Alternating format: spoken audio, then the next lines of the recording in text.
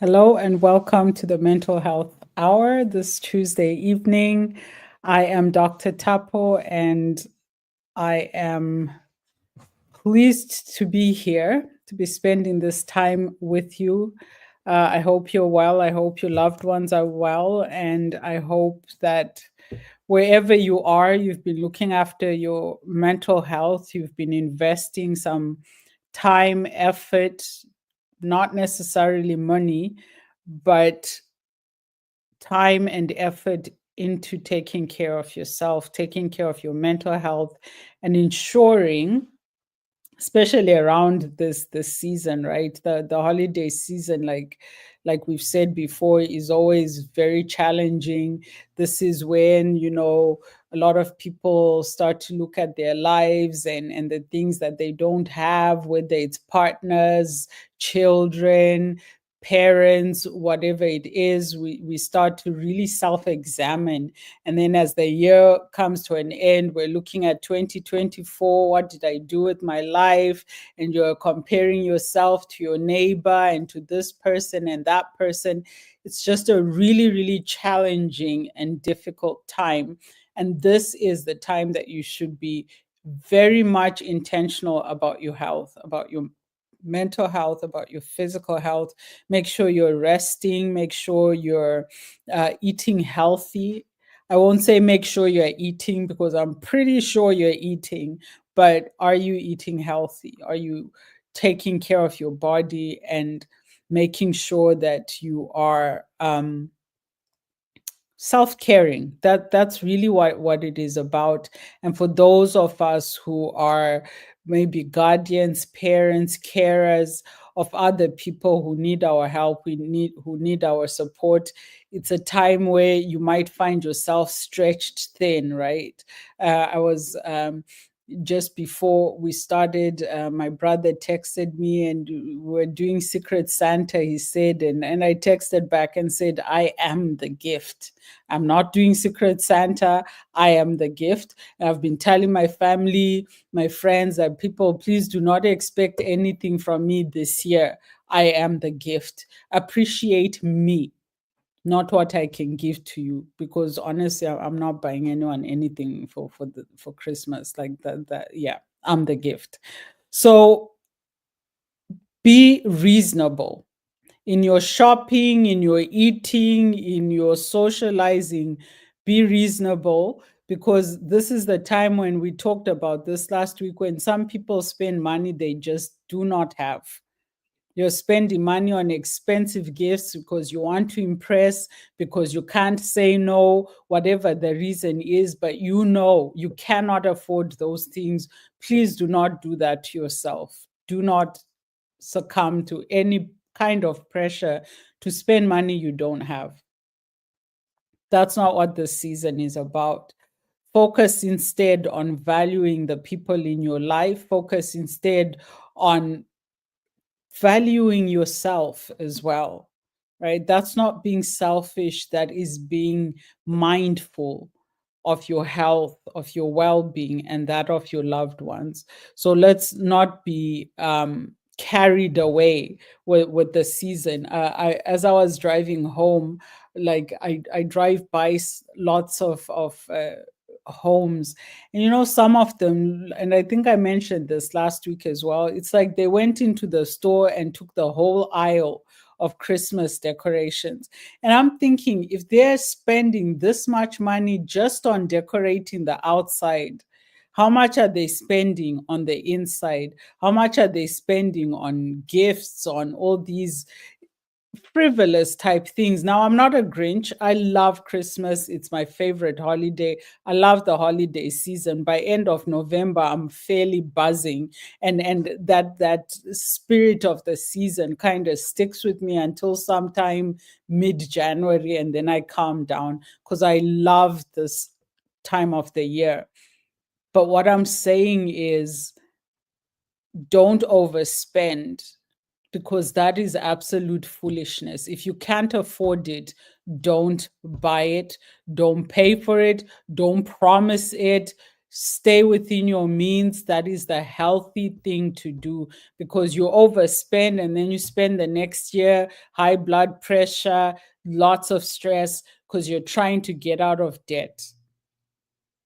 So let's keep things in perspective. What is important is not how much money you spend, and what you give shouldn't just be monetary, it shouldn't just be materialistic. Volunteer. Volunteer. There are a lot of people out there who would really appreciate someone who would come and help them clean their home. That is a wonderful gift to give somebody who might be unwell, too unwell to clean their home thoroughly. You have time, you have energy. Offer grandma, let me come and clean your house, and go do that, instead of going to buy grandma an iPhone that she can't even use. My point is, let's stay within our means, let's be reasonable, and let us be aware of what is actually valuable in our relationships. And it's not the money, and it's not the materials, it's the person. Okay, so this is Mental Health Hour. I will stop lecturing you on overspending during the holidays, and we will focus on addiction. So we started talking about addiction. We started talking about it last week. And a reminder that the Mental Health Hour is for educational and information only. I'm not replacing any of the experts and practitioners that you should get help from. I am just here to give you some information and some psycho education so you can make informed decisions. I love it when you text and you send in your messages. We have a few today that I will read out. So please go ahead and email us, infolovebay@gmail.com. Send us your questions, your comments, share your experiences and wisdom. Let us know where you're listening from. So info@lovebay, infolovebay@gmail.com. It's infolovebay@gmail.com. And the number is 437-778-3299. 437-778-3299. You can text us on WhatsApp, and we will read your text right here on the Mental Health Hour. Okay, so let's see what came in last week. Last week, for what some strange reason, I was kicked off of WhatsApp, so I wasn't getting your messages. But I'm back online, and thank you to our listener from Durban, South Africa. Oh my goodness, you're like in Durban, South Africa. I want to be in Durban, South Africa right now. That place is beautiful. So, listening from Moyo in Durban, South Africa, thank you for listening. I hope you're tuned in today as well. And then we have Alicia in Vancouver. Vancouver is here in Canada. BC, Canada. And Alicia says, great topic, Dr. Tapo. So thank you, Alicia, for listening in and sending in that message. And then we have Luke from Brasilia. Now, Luke says, is sex addiction curable? Because my cousin is crying out for help. Is sexual addiction curable? My cousin is crying out for help. So this is a listener from Brazil who wants to know, is there any hope for their cousin who has a sexual addiction? Thank you for sending in that very, very, very good question. If you have other questions, comments, it's 437-778-3299. WhatsApp us, text us on WhatsApp, or email infolovebay@gmail.com. 437-778-3299. So the question is sexual addiction curable? So last week we started talking just generally about addiction. As I mentioned, there are many types of addiction. We have sexual addiction, we have substance addiction, we have shopping, gambling, pornography, which is not necessarily the same as sex addiction, but it is a type of sexual addiction. A person can be addicted to porn and never actually have sex, and vice versa. So those things are not necessarily one and the same thing. There's addiction to your phone and social media. There's addiction to gaming. We know people that have had a really challenging time, like even with technology, and not being able to control their use of technology. And if you recall, I gave a very simple definition that addiction, first of all, it is a chronic disorder, and chronic means it never really goes away. When we say somebody has chronic backache, what we're saying is some days are good, some days are bad, but that backache is there, right? It's the same thing with addiction. And that's why you find a lot of people, even 12 years, 20 years, 25, 30, 80 years, they haven't touched that one thing. They'll still tell you, I'm in recovery. They never say, I recovered from. They say, I am recovering, meaning it is an active, everyday thing. You never get to a point where you say, I'm done, I'm 100% cured. So, this question, is sexual addiction curable? No, no type of addiction is curable, but it can be treated. And when we say treated, we mean there are things that can be done, processes, steps, actions, behaviors, all of that that can help you change the behavior, which brings us to the other thing we said when we were defining addiction. It is a compulsive behavior. Addiction is compulsive behavior. What does that mean? It means the person that we call addict or addicted cannot control that behavior. They are not doing it on purpose. Okay, it is a compulsion. What is a compulsion? It is something we cannot control.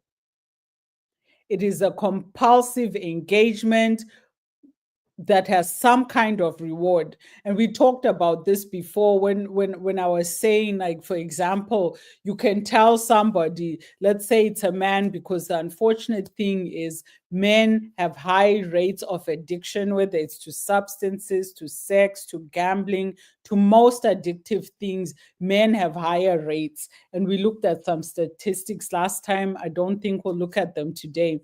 So you can say to someone, don't you love me? And yeah, they absolutely love you. They're not lying.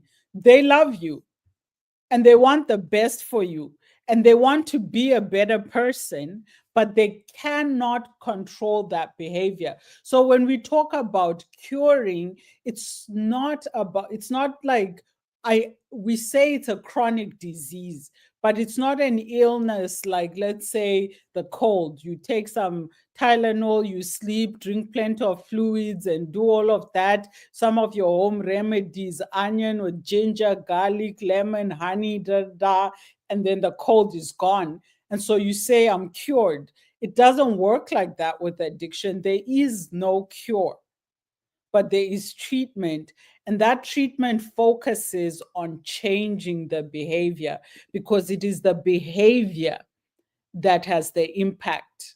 Somebody simply thinking about porn or sex or gambling and not actually doing it has a minimized impact. It's the things that people do because they want this feeling, this reward, and we don't see it as a reward, right? So let's say it's a man with sex addiction, and I told you last week that sex addicts, they can't control it. It can be a happily married person. They genuinely love their partner, they genuinely love their children, would never do anything on purpose to hurt that child, but they cannot stop themselves. They can't. They try, but they can't stop themselves. So what happens? The family falls apart. And then you might ask them, was it worth it? Look at all the pain you've caused that. Have, like, are you happy? No, they're not. They're absolutely not. But they can't stop the behavior. It's a compulsion. So, is it curable? No. But you can deal with that behavior. You can address those compulsions and get to a point where a person now has mechanisms and structures and ways of being able to avoid that behavior, being able to stop themselves. It doesn't mean that they never crave it, they never think about it. But what we're trying to focus on is how do we help the person change their behavior? And addiction is a behavior. Shopping. And we talked about this, and especially at this time of the year, they start you off with this Black Friday. Then you have Cyber Monday. Next thing, you have Cyber Week, and you have this and that, and everything is 20% off, 50% off, and it's everywhere. You turn on your TV these days, even the streaming platforms will bombard you. Like Prime now bombards you with, they'll tell you for the next 2 minutes, watch our commercials, then you can watch your show. So everywhere at this time of the year, especially, everybody is trying to make you spend money. And if you're a shopping addict, this is the most difficult and challenging time of the year because it's everywhere. And then before you know it, and I've had clients, thousands and thousands of dollars, not because they can afford it, not because they have it, but because they cannot control that compulsive behavior. And immediately they find, they in that moment when the cashier is, and they're hearing the dee dee dee of the scanned barcode and everything, they're feeling that thing. But they get home and all they can feel is shame, stress, fear, guilt, all that momentary reward, because it only lasts a moment, but the impact of the behavior lasts a long, long time, right? And it impacts the family. Imagine being with a mother or a father who is a shopping or gambling addict. They're in unmanageable debt. There's no joy in that home. There is no joy in that home, and everybody is impacted, everybody is affected. So that is the way it works, unfortunately. And what we're trying to do is focus on how do we change the behavior. So to answer your question to our listener in Brazil, is sexual addiction curable? No. No addiction is curable. There's not one addiction that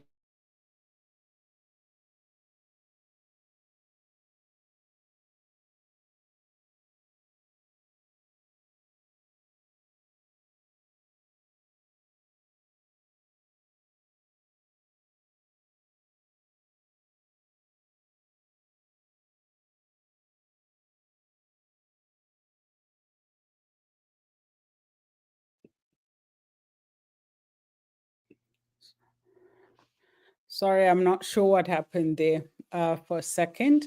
So no addiction is curable, but we can address the behavior.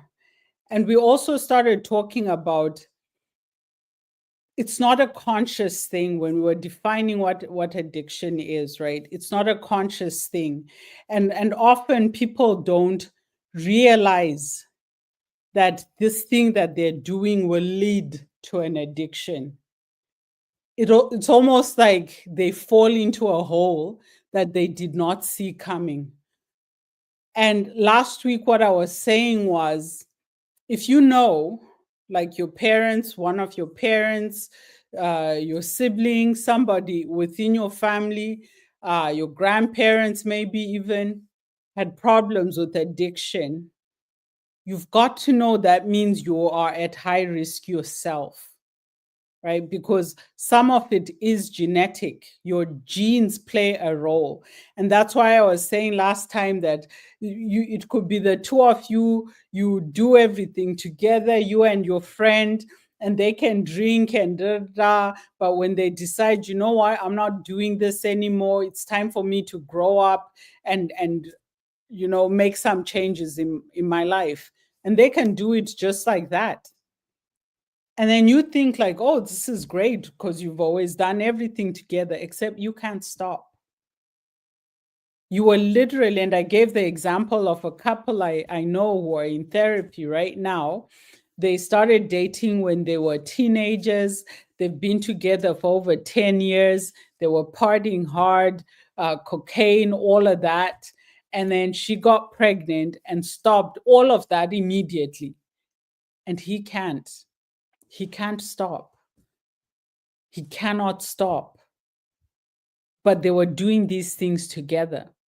And so, obviously, as a therapist, what do we ask?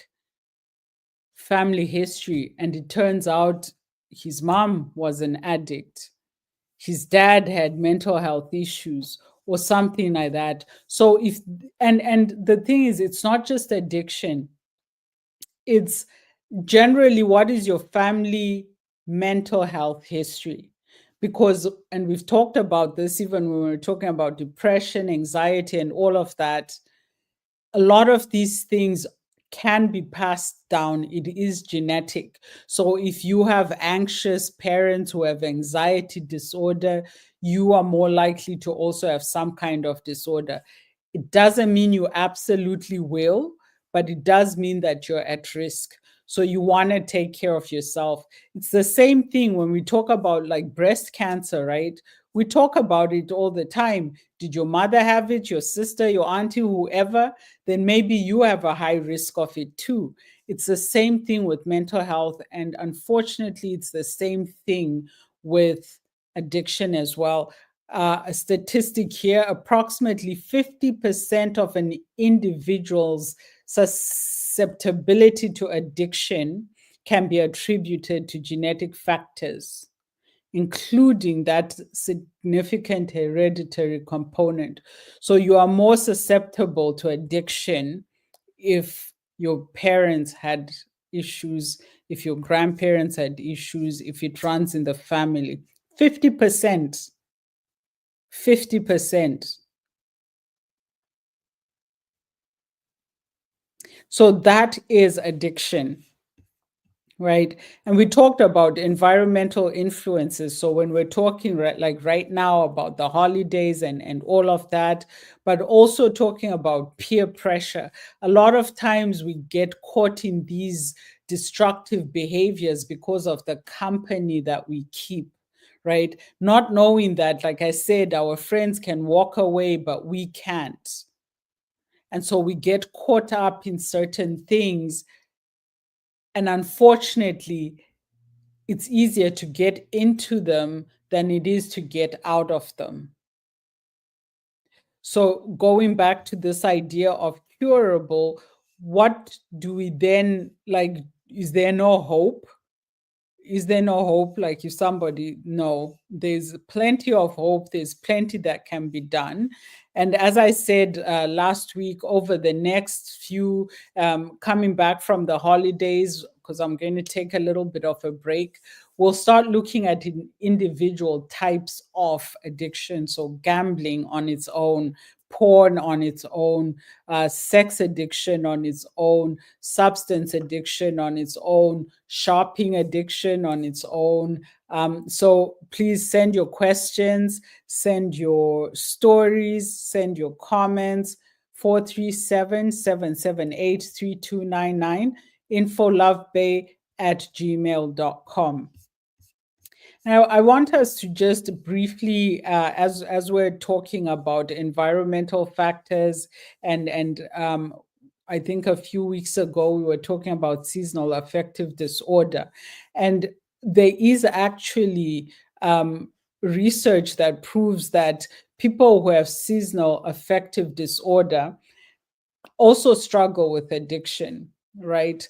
they're high risk. Why? Because a lot of us, unfortunately, we get caught up in addictive behaviors because we're trying to treat something within ourselves. We call it self-medicating, right? And I gave an example of some clients I had who were brothers a while ago, and the thing is, they didn't come to me together. It just so happened that one became my client and the other became my client, and they didn't even know that they were both my clients. But um, these guys both had ADHD, attention deficit hyperactivity disorder, so ADHD, and really struggled like all their lives. And because of this, they started drinking very, very young. We're talking, I think they were about 10 or 12 years old.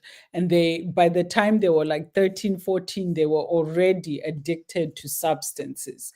And they had started along this way. And this happens to a lot of people. I know people who talk about, not being able to cope with like let's say grief or loss, and they start drinking, and they start drinking, and they start drinking, and then can't stop. People who just even today we were talking about sometimes in certain career options. So I spent a bit of time in academia, and I'll tell you that a lot of my peers and colleagues were on prescription medication, but they were self-medicating. So like the Adderall and some of these prescription medications that they were taking just to cope with the stress and the pressure of their doctoral studies, their research, and all of that. And literally, you have these students, and one of my colleagues I was talking to was like, even for undergrad, this is rife in universities where even people that are stressed out by a bachelor's degree, forget those who are now doing doctorates and all of that, just even a bachelor's degree, students are self-medicating, they're exchanging highly addictive drugs, highly addictive drugs, just to cope with with their schoolwork, with their studies and exams. Because some of these drugs will tell you that if you take it, you can study for 8 hours, you can do this for that. So they're taking these drugs, and then some can't stop. Some literally can't stop, and their lives fall apart because a lot of these drugs are addictive. A lot of our psych medications are addictive. So we have to be careful. We have to be careful that we're not getting caught up in, oh, everybody's doing it, so I'm going to do it. The thing is, not everybody is at risk of addiction, but you might be. So people, social pressures, seasonal affective disorder, other mental health disorders, and stress itself. When people can't cope with stress, they tend to engage in some very destructive behaviors. Overeating. So many times on this show, we've had people write in and talk about overeating and eating their feelings and not being able to stop eating, and that they've gained so much weight, now their health is at risk, and all of these things. That overeating, we might say overeating, but it is an addiction to food. And it's usually sweet, sugary, unhealthy types of foods, not vegetables. Nobody's overeating spinach. Nobody's overeating cucumber, right? It is cake, ice cream, chips, chocolate. And then there's the energy drinks as well, which we know have really, really, really damage the health of a lot of young people. The Red Bulls and all these highly caffeinated drinks. And the thing is, as I was talking about the university students and all of that, they're drinking Red Bull on some of these drugs. And that is not healthy for the body. because it's literally putting your body under a lot of strain. That amount of caffeine, and you're on Adderall as well, your heart cannot cope because it forces your heart, your whole body. Remember when I was talking about the central nervous system, that basically our central nervous system is constantly reacting to some kind of stimuli. So whatever is happening outside, our central nervous system is reacting to that. So like right now it's chilly here. I have the fireplace on. It's nice and warm. My central nervous system is reacting to that heat. And so when we take drugs, when we take alcohol, when we take these highly caffeinated drinks, we're forcing our body to function in a way that it should not. And that's why a lot of these drugs, like if you know, and I've said this before, if from listening to me or even doing your own research, you start to think like, you know what, maybe I do have depression or anxiety or ADHD or whatever it is, don't self-medicate. Even if you're going the natural way, and really get information, because some people, like we like to hype superfoods and certain things like that, and some people cannot digest some of the things that herbal medicines are used, some of the ingredients rather used in herbal medicines. Our bodies need to be able to break down some of these chemicals, and sometimes they can't.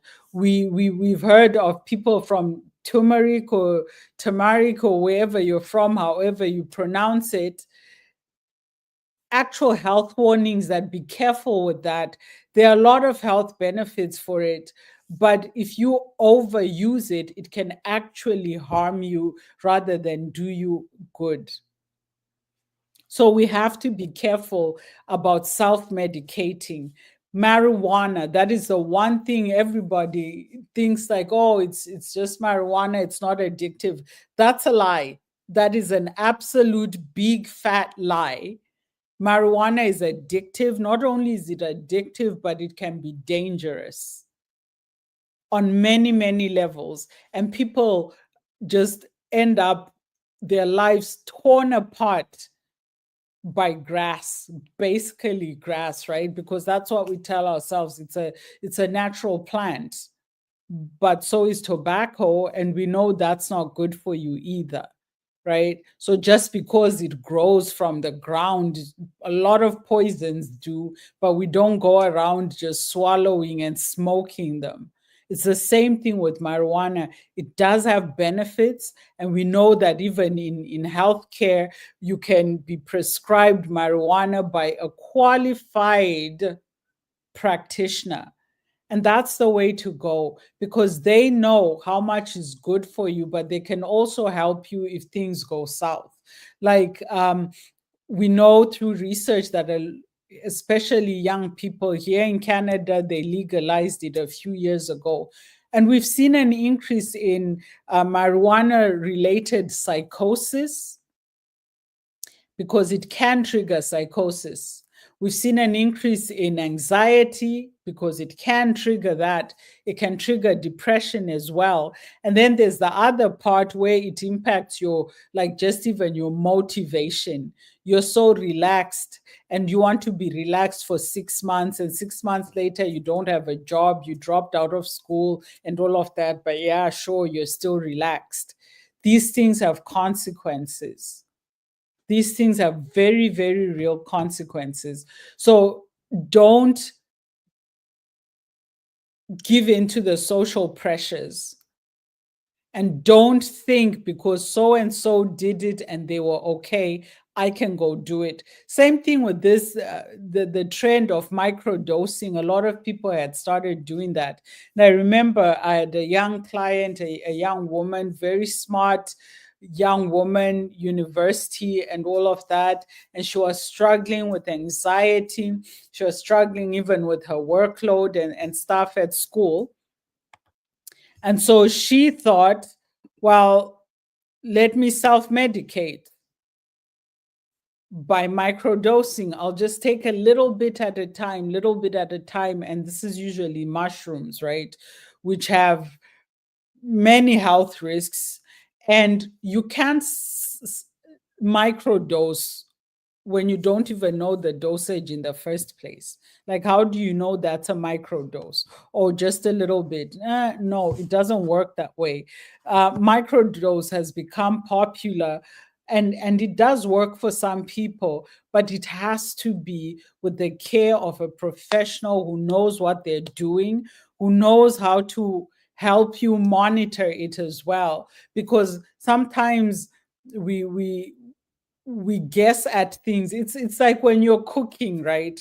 And us, especially us black people, we don't like following recipes, right? It's soul food. Who So we go with what we think. So it's like when you take the salt and you taste, right? And you think, oh, it just needs more, and you keep putting more because what you tasted at first. But sometimes we are not aware that that little salt is enough because it's going to cook. So we're putting so much salt for that moment, and then it cooks, and it turns out we put way too much. It's the same with some of these things that we use to self medicate. You take a little bit, and because it doesn't hit you like you expected, you take more and more until you've taken too much, and then you're in trouble. So we really have to be careful how we try and manage some of these um, challenges in our health, how we manage the social pressures, the stresses, the mental health issues. Do not self medicate. Don't turn to any substance. Don't turn to alcohol, marijuana, cocaine, prescription drugs. Stay away from that and get help. If you are to take something, get a proper prescription, be carefully monitored to make sure that it will serve its purpose with the least amount of harm. Because, like I've said before, the absolute truth is a lot of our prescription medications are actually, if not properly taken, can harm us irreversibly. They can impact us in ways that we cannot reverse, including our psych drugs, right? Including our psychotropic medications. So, those elevated stress levels that make you want to start shopping and shopping and shopping, or you keep going and gambling and gambling and gambling. I, I I have known like the most wonderful woman, and she was a gambling addict. And it ruined so many precious relationships for her. And she was wonderful. Like, she was one of the kindest people I've ever met. Did not have a mean bone in her body. She was generous. She was just wonderful. But she was addicted to gambling. And it came to a point in her life when she was calling people to borrow $200, and that time just so she can go to the casino. And the sad part is that's what people will want to remember, not the fact that she was wonderful, she was kind, she was all these really, really good things. The sad part is people will just remember that she called them at 3 a.m. trying to borrow $200 to go to the casino. Addiction is something that really does break people's lives apart. Relationships, marriages, parent child relationships, because even her children at some point wanted to reject her because of that. They were ashamed. They were ashamed, right? When people now are calling them like, hey, your mother called me asking for money again and stuff like that, like they have to live with the shame. Could this woman control it? No. Was she enjoying it? No. Like, this was her dignity, right? So we have to really be compassionate with people that are struggling with addiction. And part of that compassion is not putting them in situations where they cannot, where they cannot succeed. So those social pressures, like these holiday seasons, so and so is buying this, so and so is buying that, and this person has been maybe all year, they've been doing really, really well. But now they're going to Auntie so and so's house for Christmas, and that person will be there, and that fancy person. And now, before they know it, they're back to spending money they don't have. Let's be kind, let's be compassionate. And if you know someone with addiction, like our listener from Brazil, if you want to help your cousin really learn and understand more about the addiction, and then help them get the help that they need, first of all, but also make behavioral modifications. What does that mean? Change some habits that lead to those behaviors, right? So start small. You don't have to start with cut everything, all your credit cards, and throw them in the bin and do this. Those like types of things unfortunately don't work if other supports are not in place. Therapy really does work.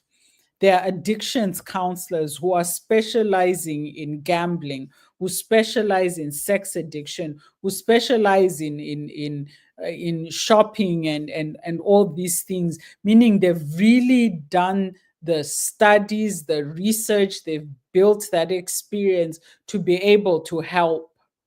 And you need those people. You need to connect with those people. Sometimes we want to pray certain things away. And I always say this, as a Christian, we can pray and pray and pray and pray.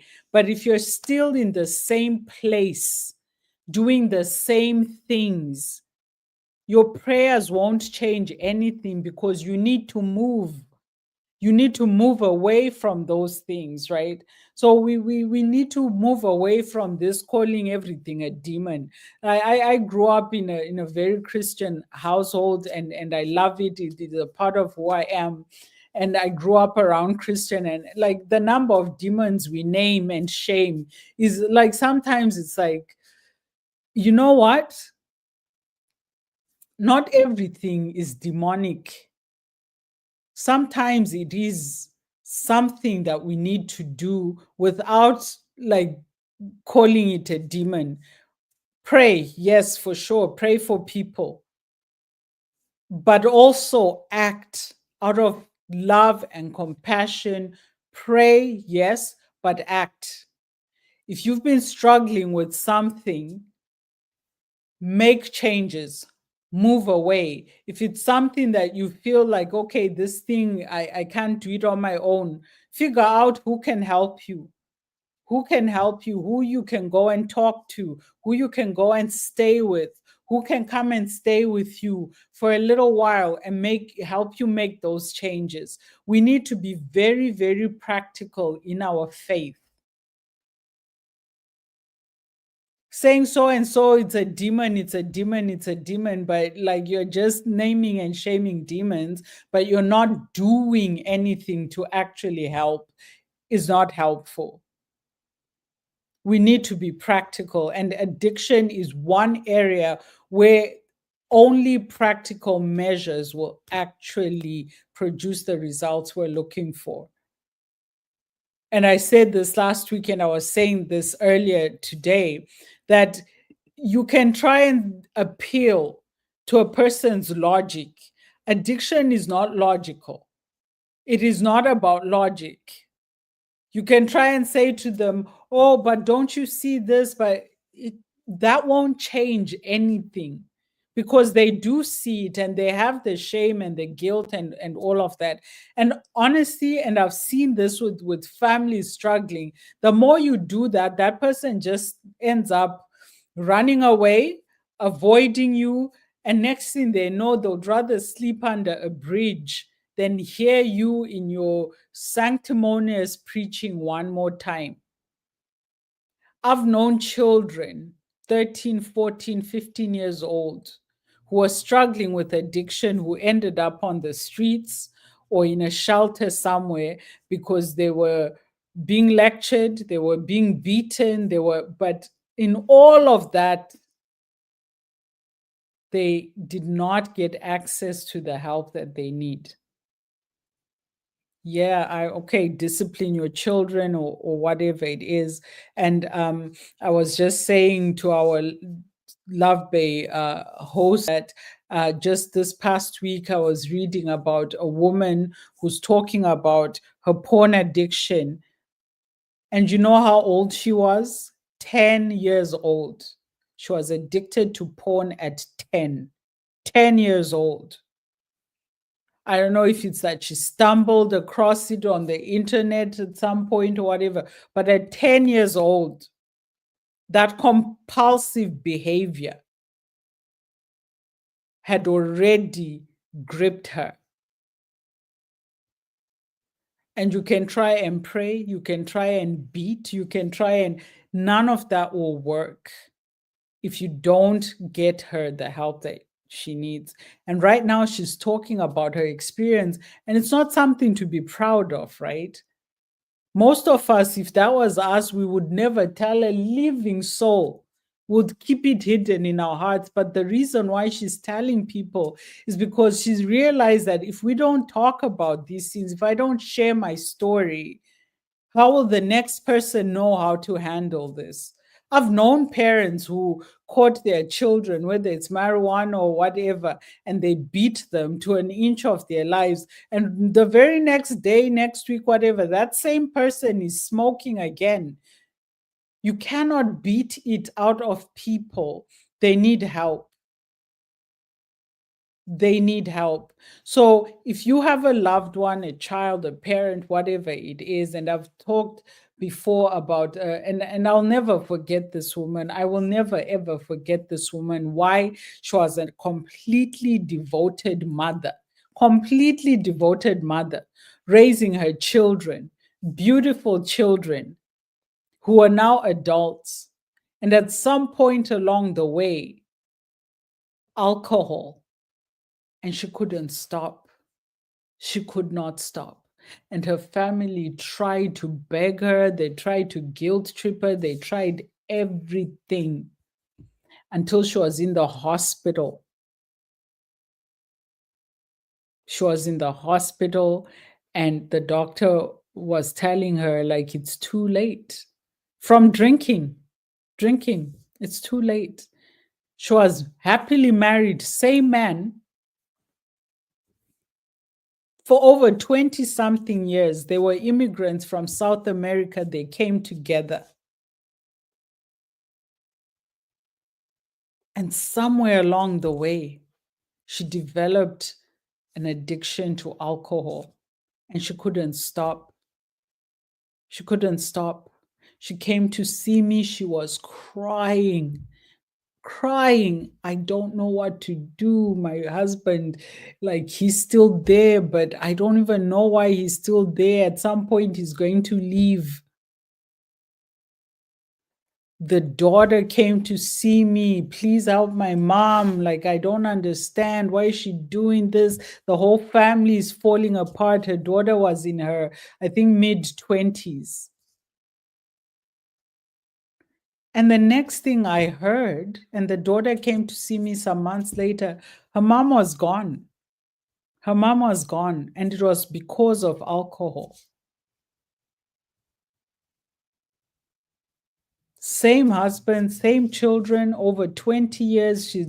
She'd raised these kids, like, but somewhere along the way, she became addicted to alcohol. So much so that she'd wake up in the morning and she'd be drinking the hard stuff. I'm not talking beer here, right? I'm not talking wine. I'm talking spirits, high alcohol content from morning till night. And when the family said, no more, no more, no more, she still did it. She still should wake up in the morning by 9 a.m., where she used to wake up and they make breakfast and they eat together. No, by 9, she's gone and should be drinking and drinking and drinking, and she died. Now, this is not logical to say to a person, but look, you've got your daughter here, your husband here, your children here, your whole family here. They love you. They're begging you to stop. She wants to stop. She's crying. Why is this happening to me? It is illogical. So it's not about lecturing them. It's not about beating them. It's not about disciplining them. It really is something that is beyond their control, and they need help. They need support, they need help, practical help that will address the behavior, help them change the behavior. It's not about attitude, it's not about what they believe or don't believe. I mean, you've heard even of very religious people who are caught up with 16 prostitutes, and you're a bishop of so and so, or you're this Christian influencer and this, and you've been caught with your 16th prostitute.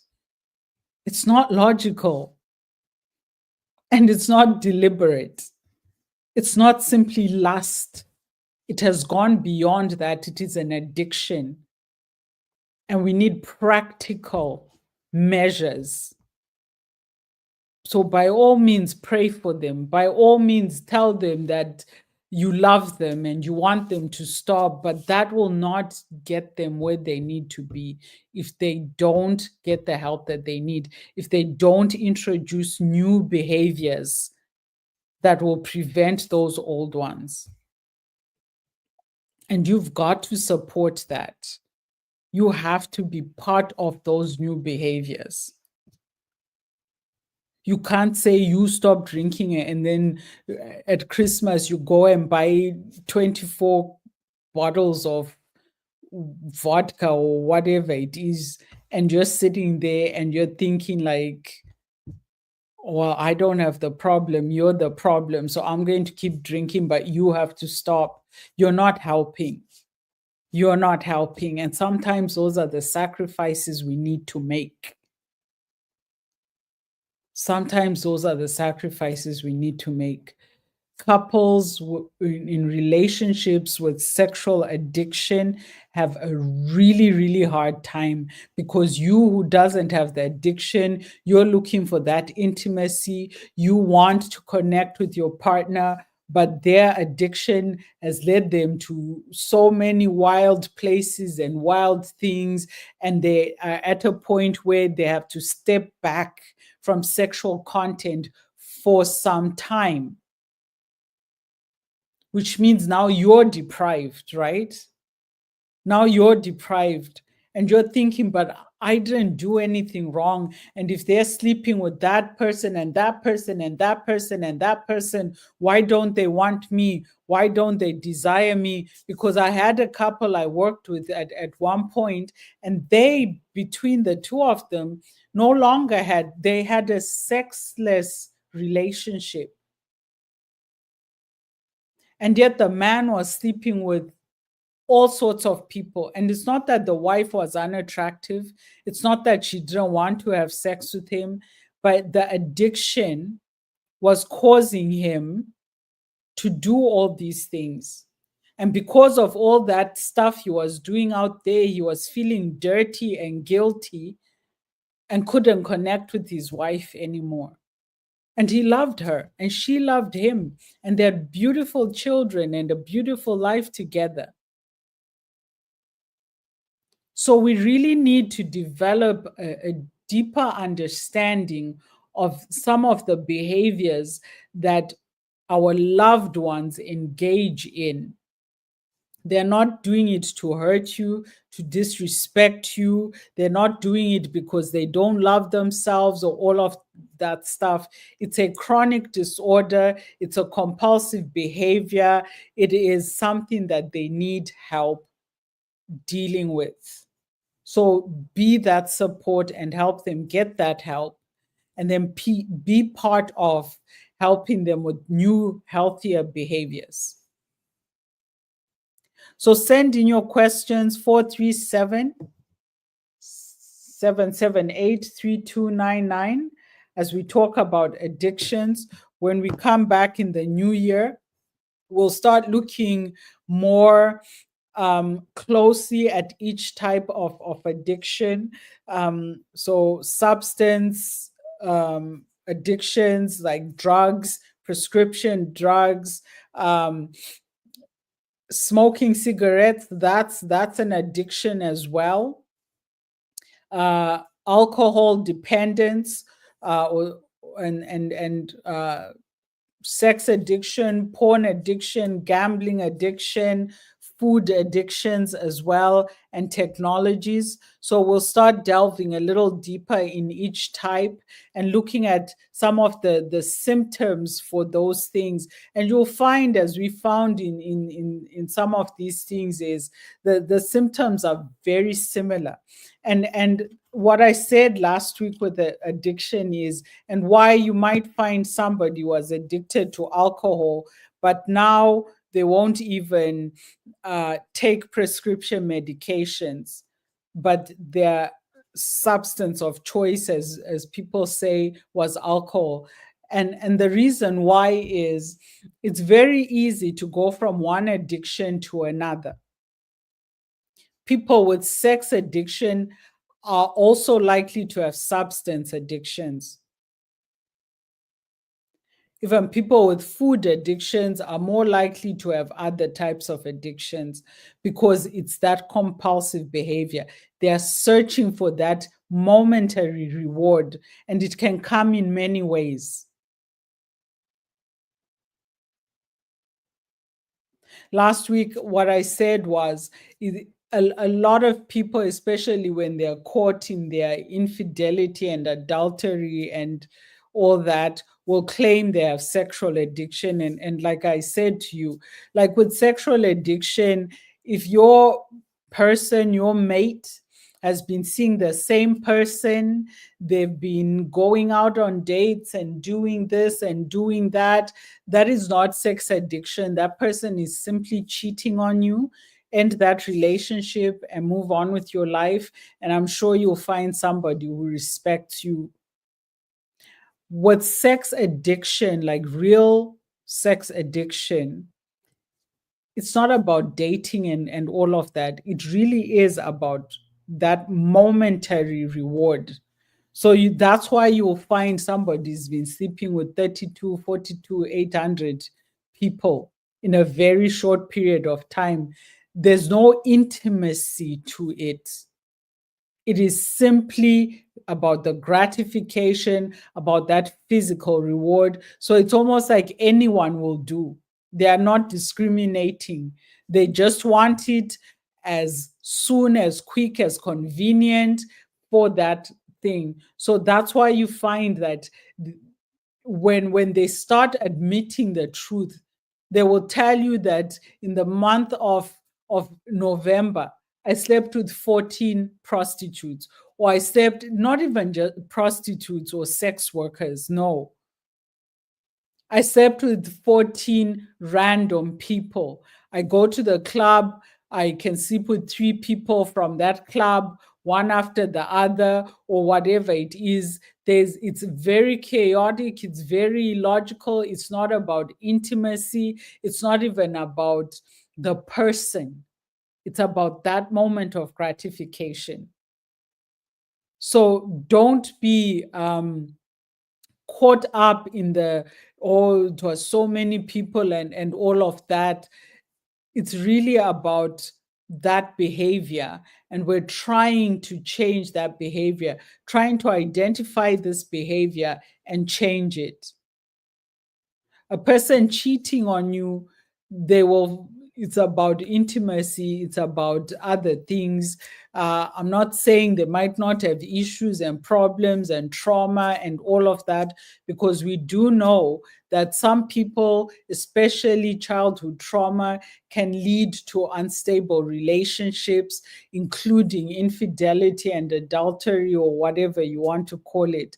but that's not necessarily sex addiction. Those are different things. So over the next weeks after the holidays, we will talk some more about the individual or different types of addiction, really get into it. So please send your questions, send your comments, tune in, and let's learn more and protect ourselves, protect our loved ones, get the help that we need. So thank you for listening to the Mental Health Hour in this 2024. I won't see you again until the new year. So happy holidays, happy Hanukkah, Kwanzaa, Christmas, whatever it is that you celebrate. Please practice moderation. Please practice self-care. Please practice love. Show love more than anything else to even the random stranger. You never know what that might mean to people. So be good to yourself, be kind and compassionate to others. Good night.